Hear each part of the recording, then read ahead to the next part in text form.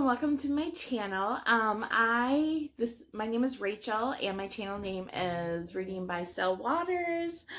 I am going to do a review on books that I've read last month and some books that I'm planning on reading this next month. So let's go ahead and get started. I had a pretty good reading month last month.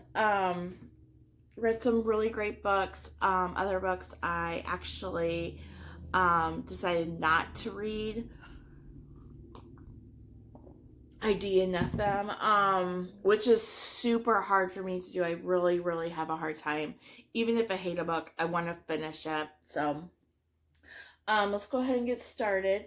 First, I wanted to talk about this book. It's not a Christian book. I just wanted to make that known. It's called Madhouse at the End of the Earth. Okay, and this book is a nonfiction. This book is a nonfiction book, and it talks about I'm trying to think of the year, 1800s, I believe. When some explorers wanted to go explore Antarctica, and it was a very dangerous trip. Nobody had ever really explored it before, and so they had went in their ship right here on the front to go explore Antarctica, and just what they went through, the dangers, it was just crazy to me that they could have done this at this time. So it was a really well written book. Like the reading flowed really well. The story was amazing, very harrowing story. There's some pictures in the middle of the book about the men who actually went on this trip, and just fascinating to me that I love reading history books about stories that happen that are just like, you can't even fathom people doing that. Like, how in the world did they stay warm? They stayed in Antarctica. They actually got stuck in Antarctica for the Antarctic winter, and they had to stay there for a winter. They almost had to stay there for a second winter. But it's just amazing to me, like, how in the world do they just stay warm? Just that basic need of staying warm. They did eat penguin, and they said it was disgusting. But sometimes there's a penguin on a leash right there. But just a really interesting story. I love hearing amazing stories about history. Okay, next book that I read. Let's see here. Which one do I want to talk about next? Okay, let's talk about this one right here. The Light by Jacqueline Brown. I'm just not a fan of the book. I thought I was going to be really interested in it. It's about something happens. These kids are on a road trip, and their car just, like, there's this big noise, big flashlight, a big flash of light, and then their car stops, and then they can't go nowhere. Then they start walking down the road, and then there's another car that stopped, and they realize that, like, no electricity is working. Everyone's car has stopped that was traveling. Once they get to a building or house, they realize that there's no electricity in these places. And so they have to learn, they have to learn how to survive without, electricity and things that we use now. It was just hard for me. It was just hard. I read through it. I read the whole book. There's other books in the series. It was not for me. So, moving on. Wing Feather Saga, On the Edge of the Dark Sea of Darkness. I have heard so many people talk about this book for middle schoolers, but the Christian ideas are very minuscule, not like, I like books that have much more, not just like, you gotta really figure it out or dig to find them. I saw a lot of book reviews on this, and a lot of people were super like in love with this book. That was amazing. I just didn't. I'm sorry. I tried. I read the whole thing. Maybe it's cute for some like middle schoolers. I know a lot of middle schoolers like it. Although I will say it's hard to read for a middle schooler, I believe, anyways. Me as a middle schooler, it would have been really hard for me to read. But anyway, they got a few pictures on that. I don't know, just not a huge fan of it, so whatever. Sorry. I wanted to like it. I just was not a fan. It was a hard reading month, I will say that. The Great Divorce by C.S. Lewis. Like when people die, they basically stay on Earth, and their life is like Earth life, but a little bit more like dull and plain because Christians aren't there. It's like a little bit more, worldly. So anyways, while they are on this Earth, but dead, they can go and take a bus to heaven to explore what it's like in heaven, I guess, to get a glimpse of heaven. And so they go on this bus and they go up to heaven, and they see people there. Like they're not in heaven, but they're like on the edge of heaven. They are talking to people that they know from their previous, from like life on earth. And these are Christians who have went to heaven. They've learned how to try to convert people to become Jesus followers, and who come in from the bus to teach them and try to persuade them to become followers of Jesus. And the people are like so stuck in their sin and so stuck in their ways that they still will not go to heaven. A lot of what has happened on earth is still happening while they're in the spiritual realm. Like the way that sinful person was who's not following Jesus, they're still have that mindset, still have that let me blame you for everything. You're the fault for this. I couldn't do this because you did this, instead of taking ownership for their own problems and then coming to Jesus and asking for repentance. They refuse to submit themselves and say, I was wrong. What should I do, Lord? And I just think it was a really interesting book, really interesting ideas in it. Obviously, that's not how I think heaven and earth and death works, but just the idea of how people are so caught up in their sins that they can't even escape from it, even in death. It's just really interesting to me. It's really interesting. So really recommend this book. I also got a study guide with it, because I was like, at first I was really struggling to understand like what was happening and what this meant and what that meant. But then as I started reading it, I was like, oh, I get this. Well, I got a study guide to go with it, because C.S. Lewis's writing can be like real intense sometimes. So I'm probably going to go through that study guide eventually. I'll go get it real quick. This is the study guide right here. The workbook, I think, is longer than the book is. But yeah, I think it would be really interesting, because there's still some parts of it where I was like, I don't really understand what they're trying to say there. But, yeah, for like each chapter, they have like 8 questions,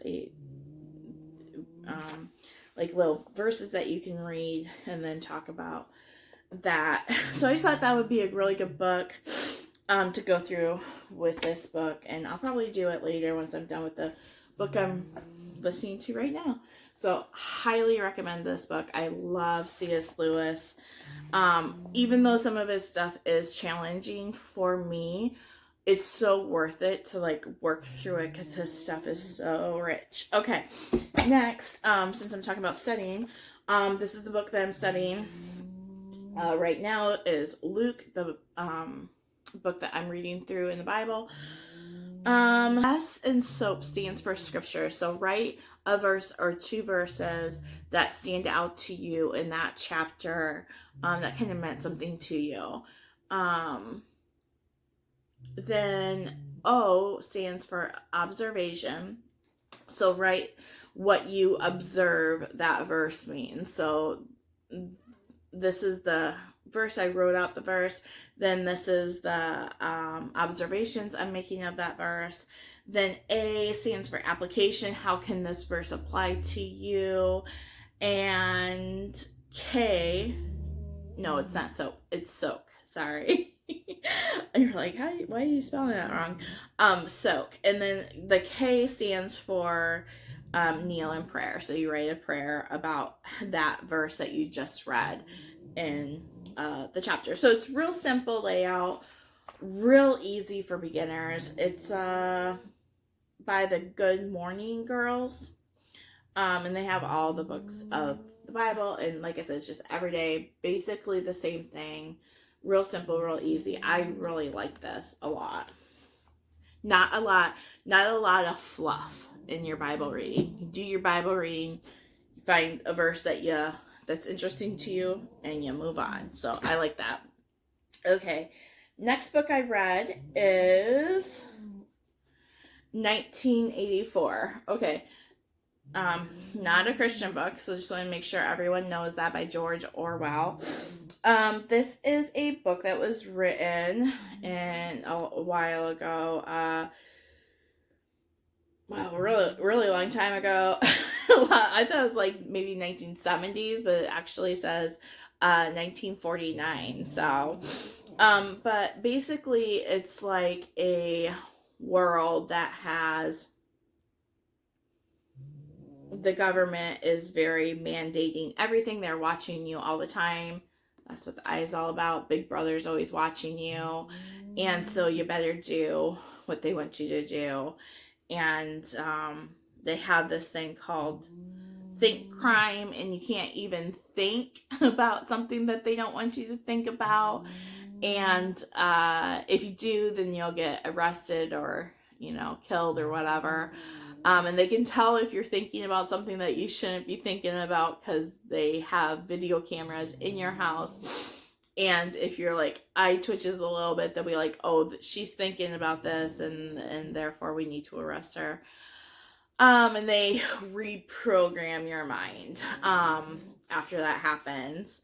I think this is a good book just for conservatives to read, just to help us understand the dangers of what a government like that, the dangers of that could be. So really good book, a very classic book, and I've wanted to read this for a long time, so I'm very glad that I finally did. Okay, next book is, all right, I decided not to read this book, The Mothers and Daughters of the Bible Speak by Shannon Bream. I'm not saying that this is a bad book. It talks about the Bible. It talks about the women of the Bible. But to me, it's just so basic. Like, this would be a good book if you were like a brand new Christian. Wonderful book for that. But it's just retelling the Bible stories, and I already know the Bible stories, and it's not even retelling them in a great way, or a different way of looking at it, or a different verse of maybe a lot of people didn't see this verse or see this viewpoint or whatever. It's just telling the Bible story. So not a bad book, but not for me. Okay, next. A lot of DNFs. I had a week, almost a couple of days, where I was just I didn't even want to read because the books I had were just I didn't want to pick up. And so yeah, I was just like, you know what? I need to just decide not to read them. I'm done and just move on. And that helped so much to where I wasn't like not reading because I just didn't want to read what I had. Okay, this one right here. I'm so sad about this one. This is The Wonderland Trials by Sarah Ella. It's a new book that just came out. I love Alice in Wonderland. Like, I watched that cartoon over and over and over and over again when I was a kid. Loved it, loved it. So I love the story. I was really looking forward to this because it's supposed to be a Christian book about Alice in Wonderland. For me, there was just too much going on. Like, I didn't even know what was happening in the book. I got to page 100. So, almost halfway through. And there's just, this person was appearing, and this person was disappearing, and this person was small, and this person turned, like, it was just, this person turned into a cat. Like, there's just too much random stuff happening, and maybe it's just too fanciful for me. But I just was not a fan. I really, really, really wanted to be, but just wasn't. I even paid like a lot more for this book than what I typically pay for books. So just disappointed that it wasn't something that I was interested in. So, all right, moving on. Some books I did like. This is the Circle Trilogy of Ted Dekker. And he has, novels of these. They're very thick and very big. So I'm very, I just wanted to get the idea of what his books were about before I started reading them, because there's a lot to them.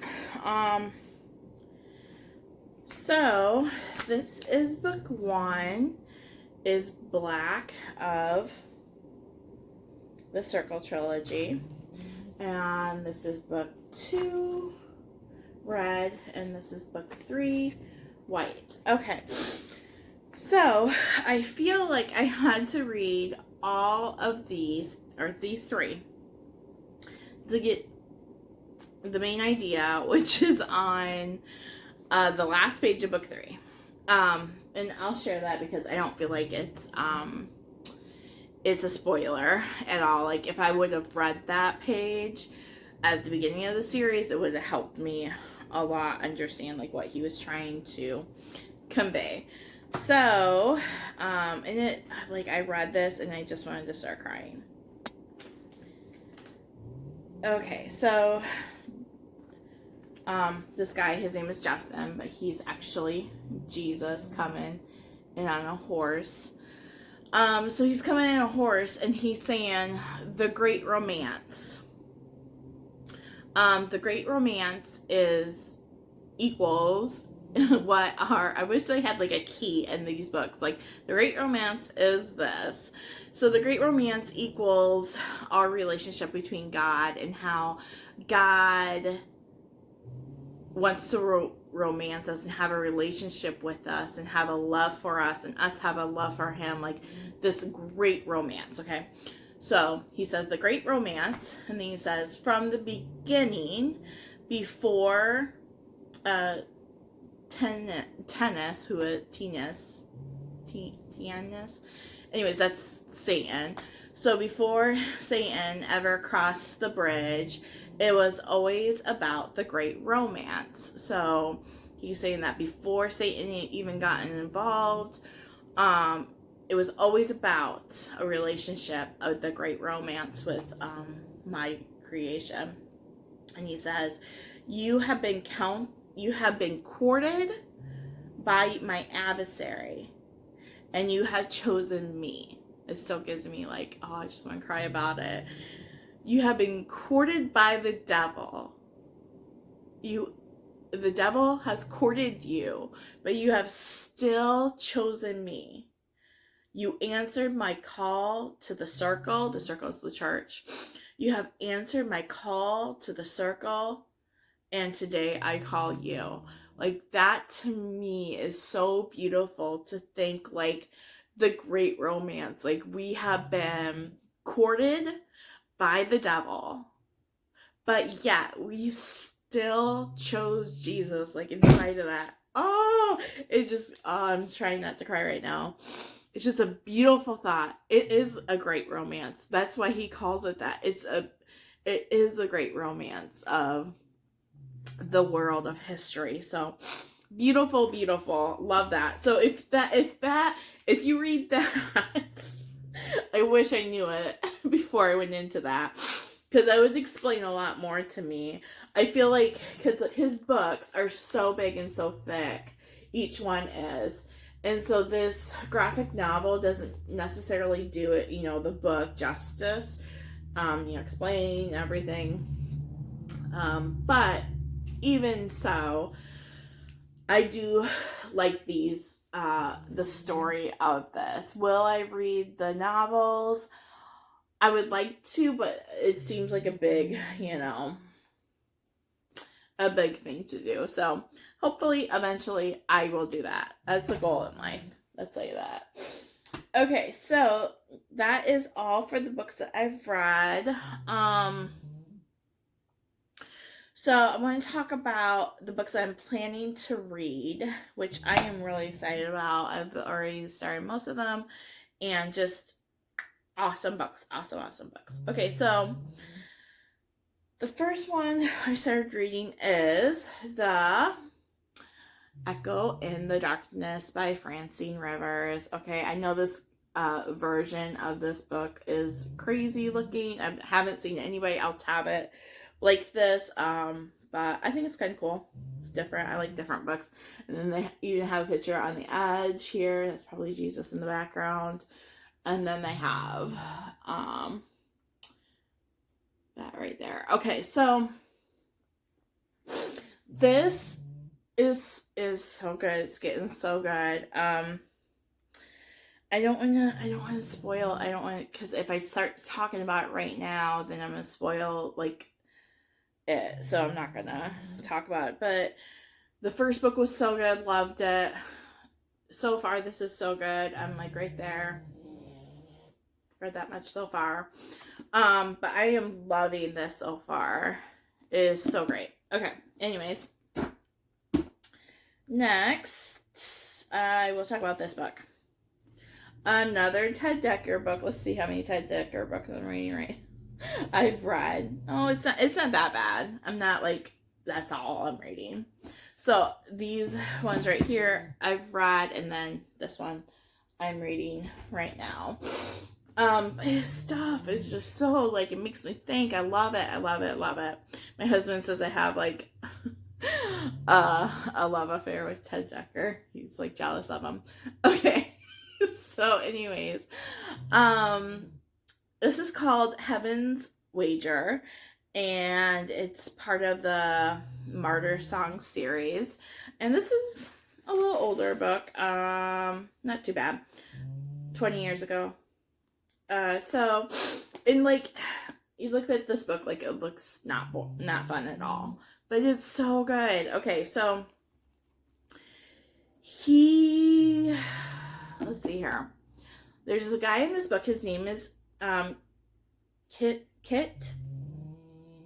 something like that.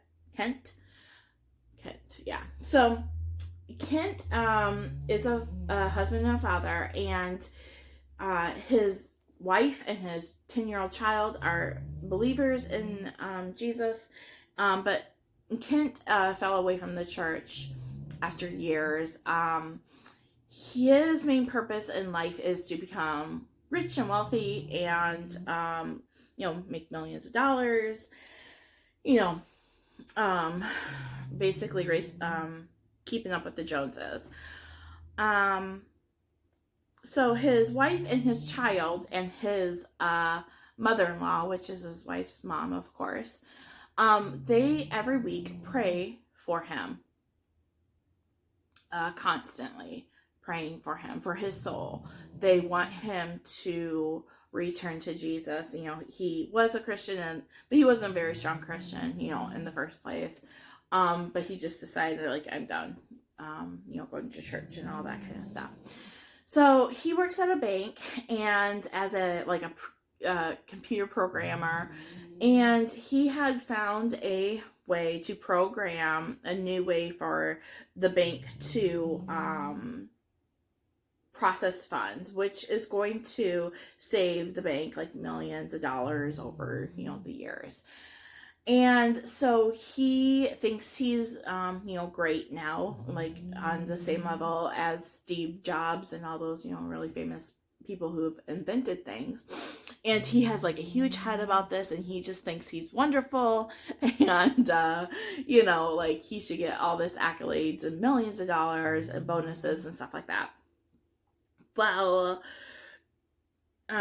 tragedy strikes, and I will say that this is supposed to be, I'm not sure if it's technically labeled as that, but somewhere I heard that it's like a retelling of Job.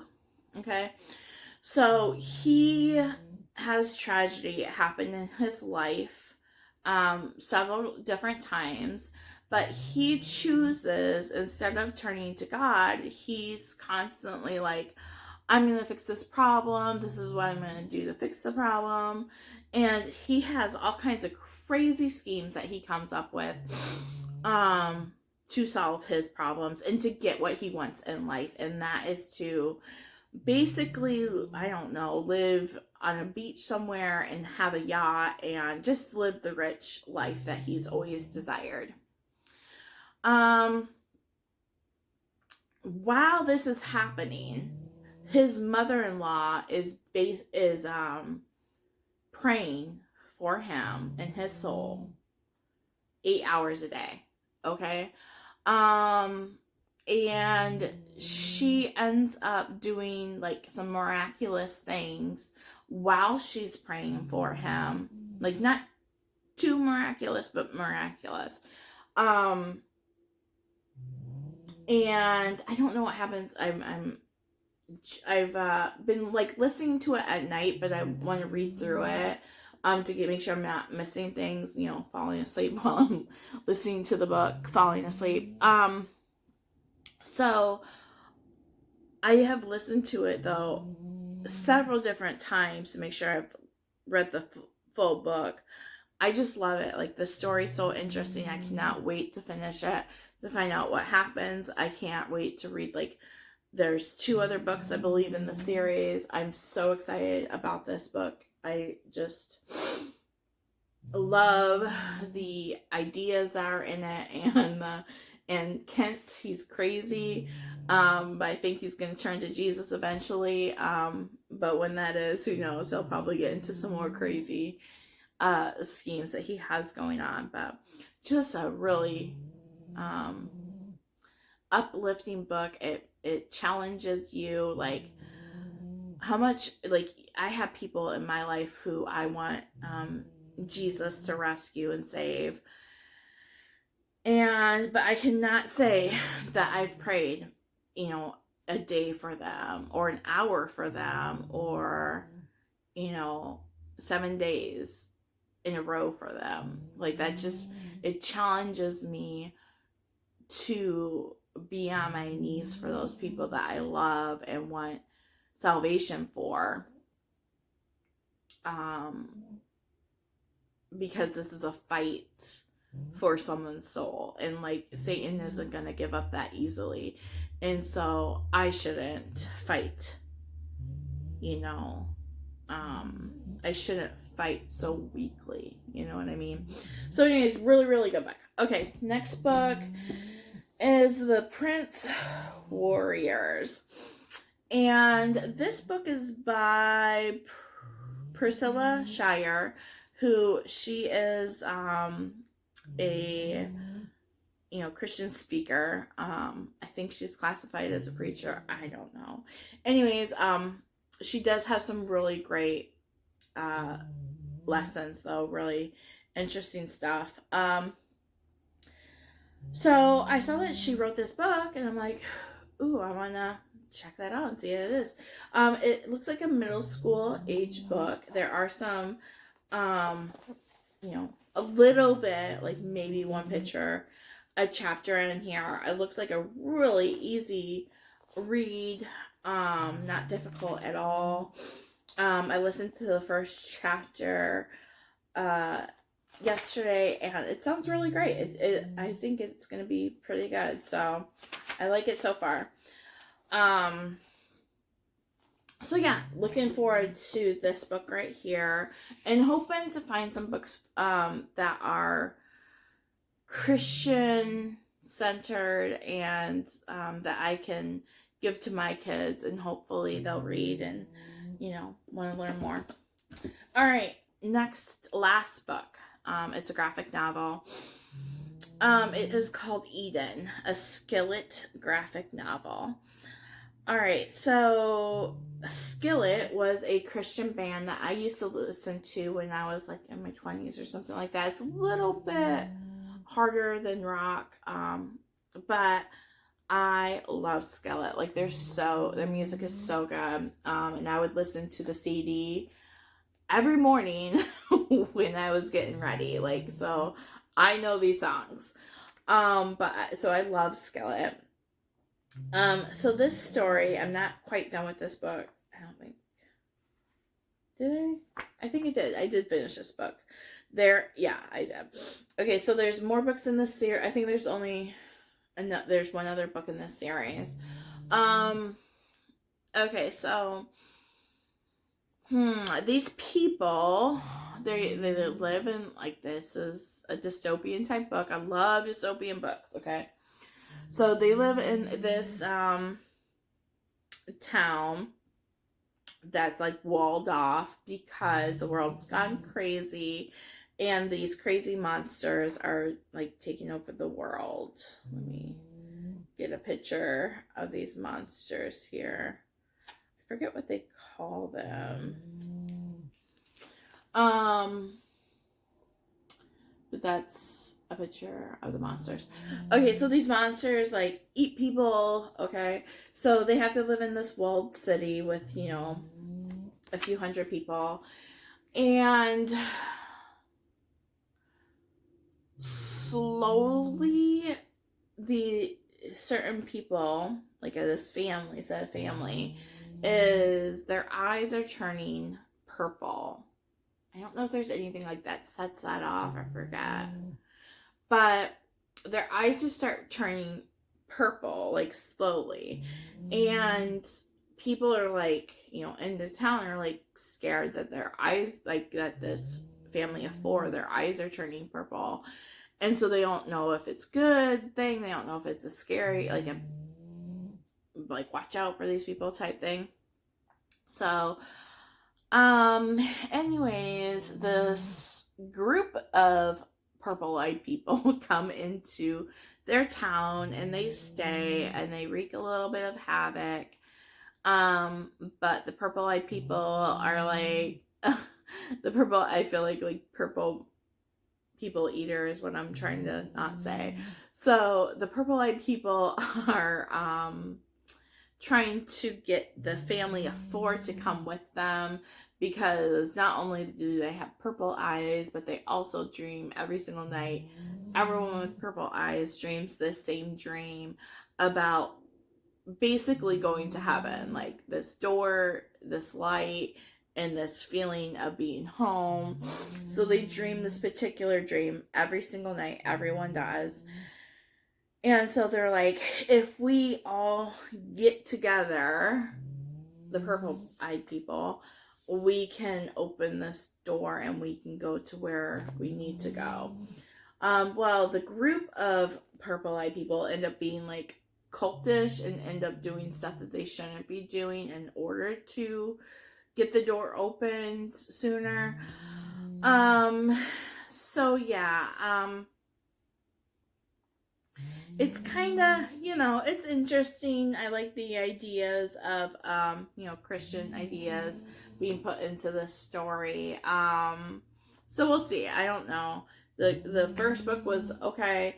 I'll probably get the second book so I can see like what they're trying to, convey, like Christian ideas. So anyways, I liked it. I'm not going to say I loved it, but I did like it. It was interesting. So that is it for today. I hope you guys have a wonderful, great day, and hope you guys are finding some really good books to read. If you have any good books that you think I would love to hear from you guys about those. So yeah, I hope you guys have a great day, and I'll talk to you later. Bye.